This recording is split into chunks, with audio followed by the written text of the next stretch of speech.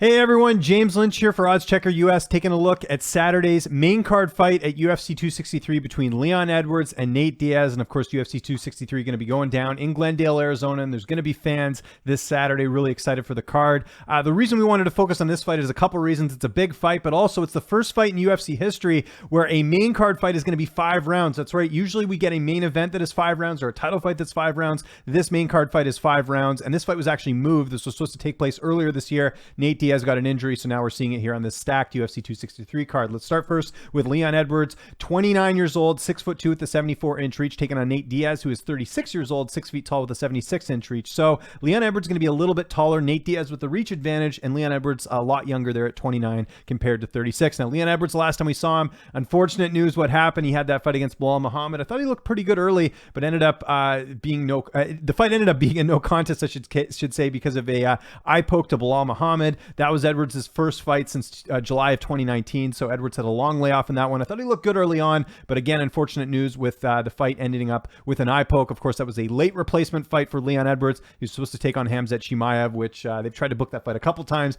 Has not happened there as well. So Edwards coming into this fight on an 8-fight unbeaten streak. He hasn't lost since a December 2015 unanimous decision setback against Kamaru Usman, who's the current welterweight champion. Now, Nate Diaz, speaking of layoffs, he's been off for a long time. He hasn't fought since that November 2019 fight against Jorge Masvidal. Now, that fight was stopped in the 3rd round after a doctor's cut. The doctor came in, basically said the cut was too deep. He wasn't able to continue, but I think anyone watching that fight knew that Masvidal was clearly on his way to winning that fight, whether it was a late finish or a decision, most likely a decision because Nate Diaz is pretty durable. So Diaz has been very inactive since beating Conor McGregor in 2016.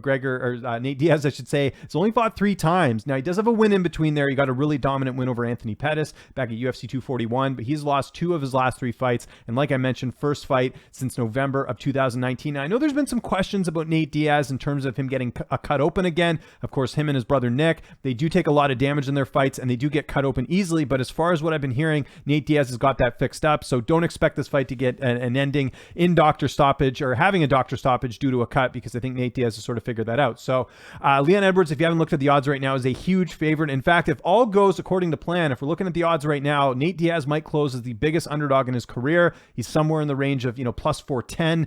Leon Edwards, I've seen lines anywhere from, minus 500 to minus 590. He's just been a big big favorite, I should say, in this fight. And with good reason. Edwards is good everywhere, right? He's got good stand-up, good wrestling, good ground game. Nate Diaz has a great ground game. He's got great striking as well. But the cardio will be interesting. If this fight does end up going the full 5 rounds, it's interesting to see who'll have the better gas tank. Leon Edwards has been in, big fights before that do go a little bit longer. In fact, a lot of his wins are by decision. But Nate Diaz is known for his cardio. That was one of the reasons he was able to beat Conor McGregor back in 2016. So keep that in mind as well. If the fight goes longer, it could get very interesting here.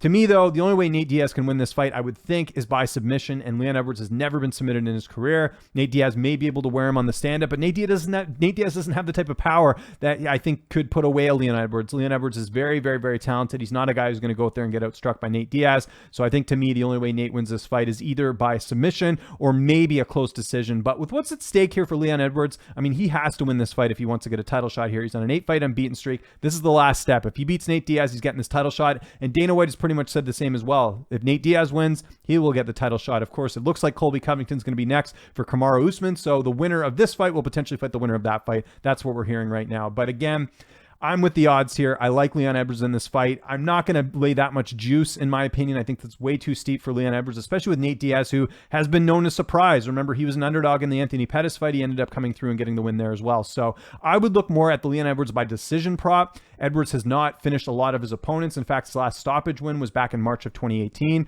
Nate Diaz also very tough to finish. I mentioned the doctor stoppage against Masvidal. You have to go all the way back to 2013, the last time Diaz was finished. Before that, he's a very durable fighter. I think more likely than not, this fight's going the distance. In fact, you could just take that prop. You could take the fight goes the distance prop. I don't think Nate Diaz is going to finish Leon Edwards. I think Leon Edwards will most likely win a decision in this fight. So that's where I'm leaning for Saturday's main card fight, which again is 5 rounds, no title. It's just a main card fight on the pay-per-view. So I want to know what you guys think in the comment section below. Who do you like? Do you think Nate Diaz, I should say, can pull off the upset here? Let me know in the comments. Follow me on Twitter and on Instagram at Lynch on Sports. Make sure you hit the like button, hit the subscribe button on this video.